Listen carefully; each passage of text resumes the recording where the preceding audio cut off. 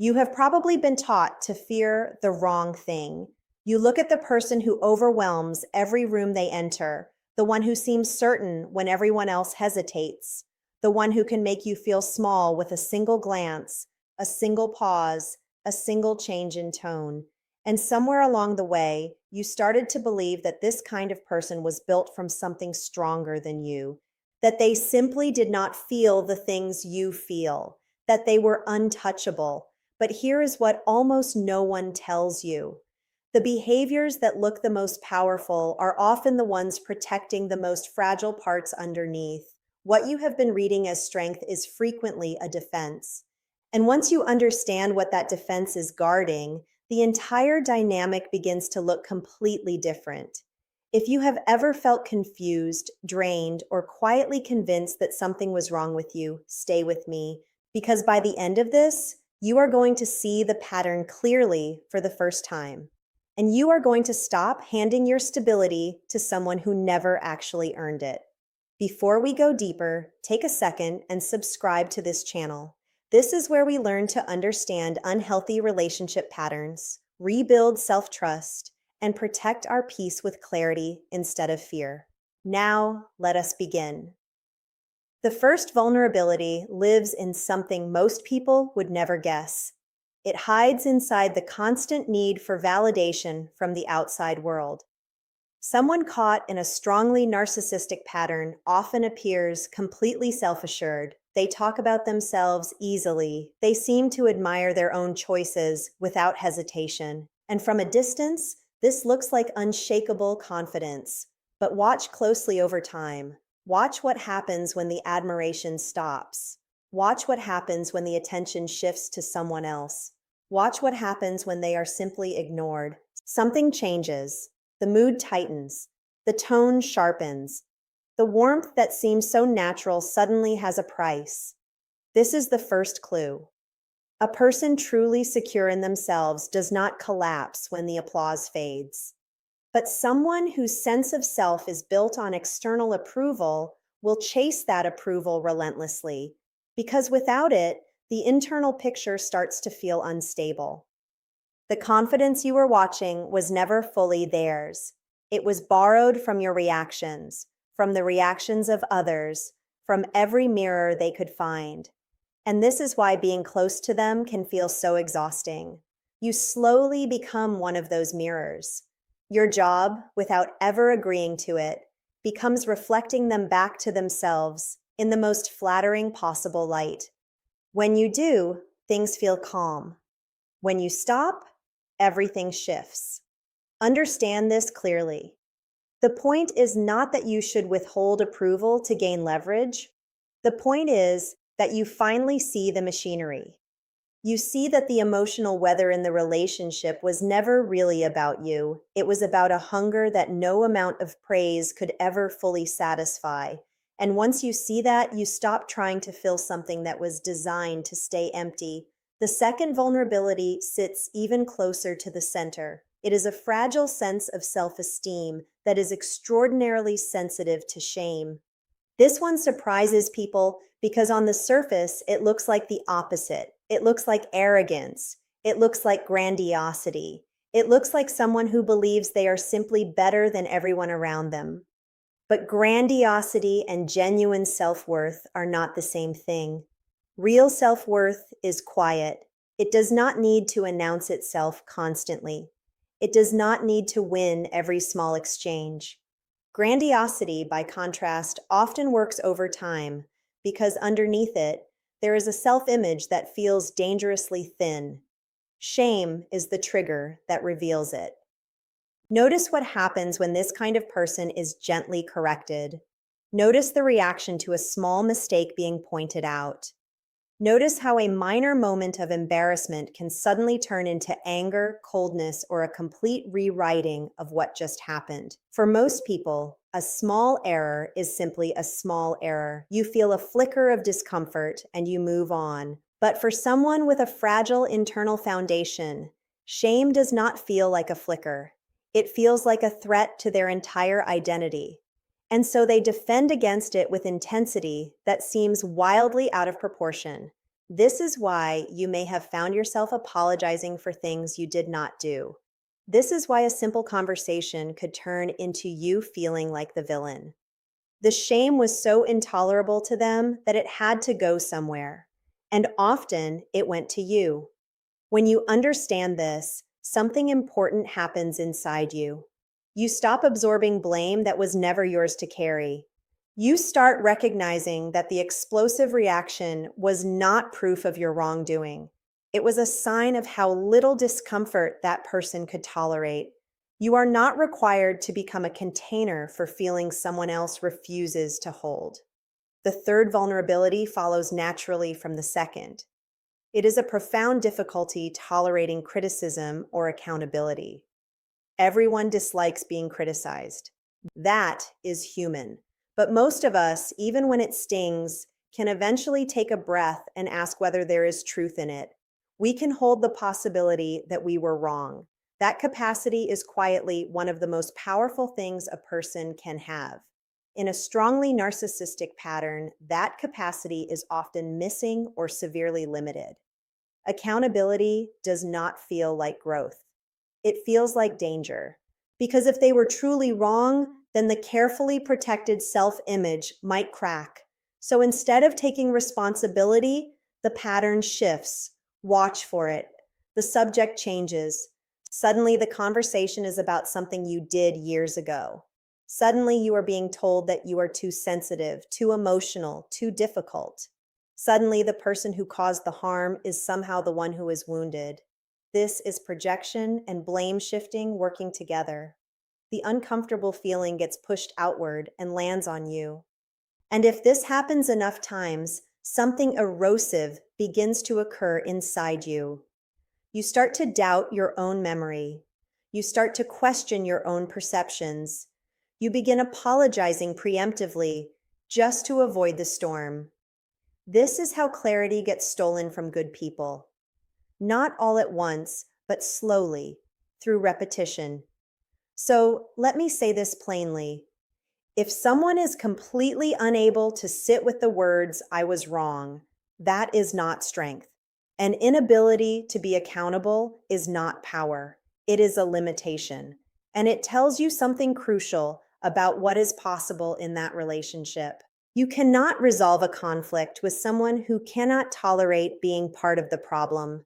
Recognizing this saves you years of trying to explain yourself to a door that will never open. Let me pause here for a moment. If this is landing somewhere real for you, take a breath and subscribe. This channel exists to help you understand these patterns, rebuild trust in your own perceptions, and protect your emotional well-being. You do not have to keep figuring this out alone. Now let us keep going, because the next piece connects everything. The fourth vulnerability is the deep need for control and the difficulty accepting any loss of influence. Control can look like leadership. It can look like decisiveness. It can look like someone who simply knows what they want. And in small doses, wanting influence is not unusual. But in this pattern, control is not about preference. It is about safety. When the internal world feels unstable, the external world has to be managed. People have to be steered.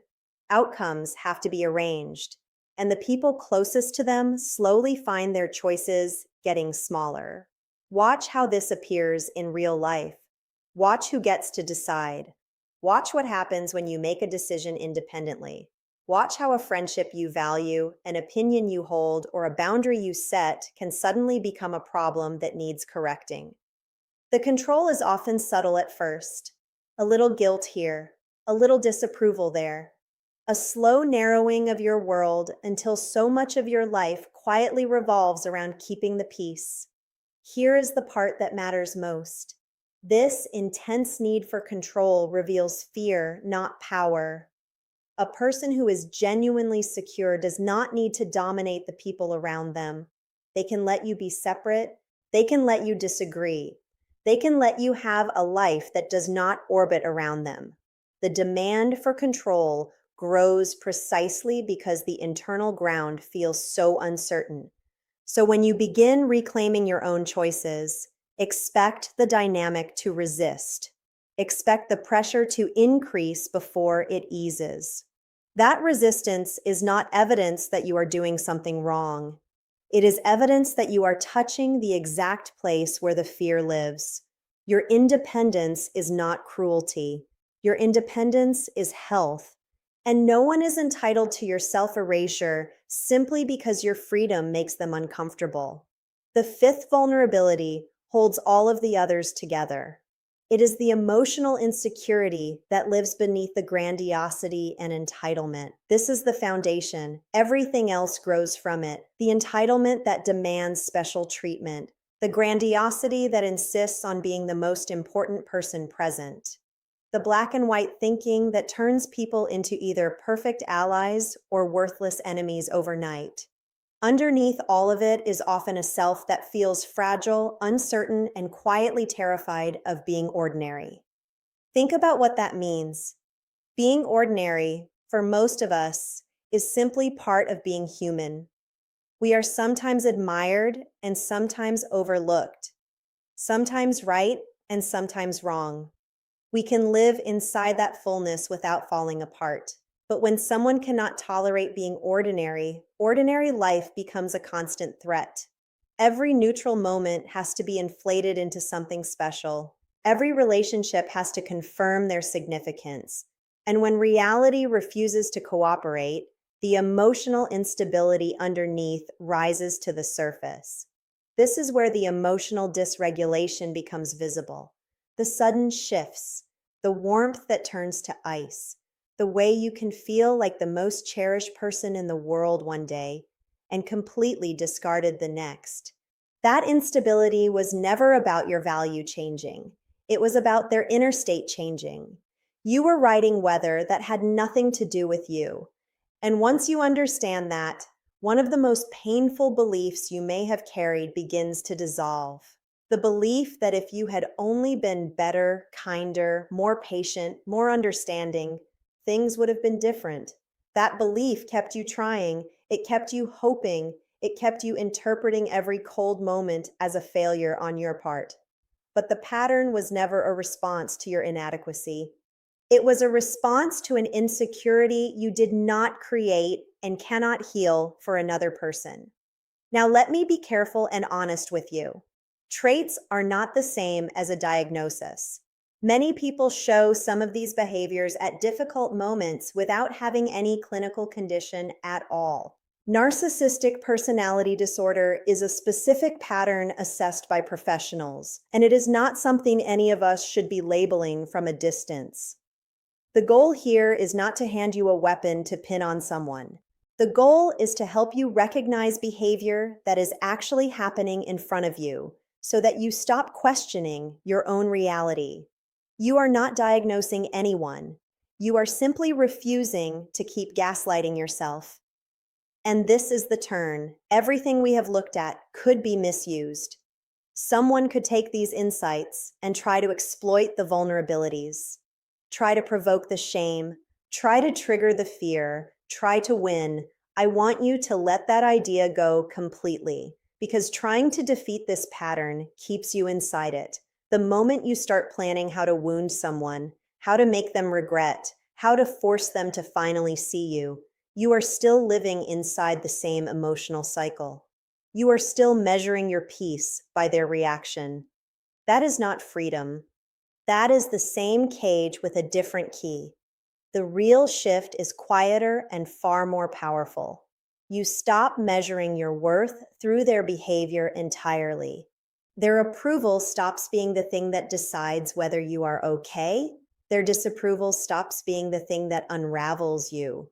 You begin to build something inside yourself that does not depend on their weather at all. This is what emotional detachment actually means.